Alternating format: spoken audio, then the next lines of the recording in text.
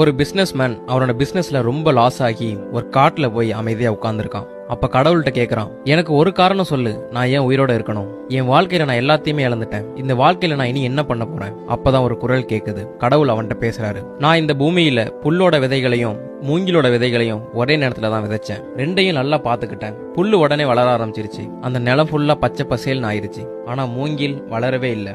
ஒரு சேஞ்சுமே அதுகிட்ட இருந்து தெரியல. ஆனா அதை நான் கேர் பண்றதை நான் நிறுத்தல. புல்லை எப்படி பாத்துக்கிறனோ அதே மாதிரிதான் அந்த மூங்கிலையும் பாத்துக்கிட்டேன். ஒரு வருஷம் ஆச்சு, மூங்கில் வளரல.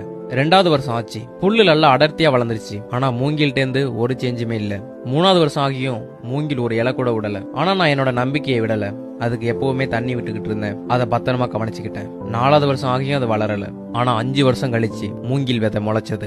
6 மாசத்துல புல்லை விட 20 அடி அதிகமா வளர்ந்து நின்னுச்சு. மூங்கி வளர்றதுக்கு 5 வருஷம் எடுத்துக்கிச்சு. அந்த 5 வருஷமும் அதோட வேரை பலப்படுத்திக்கிட்டு இருந்திருக்கு. அப்பதான் அதால 20 அடி வளர்ந்து நிக்க முடியும்.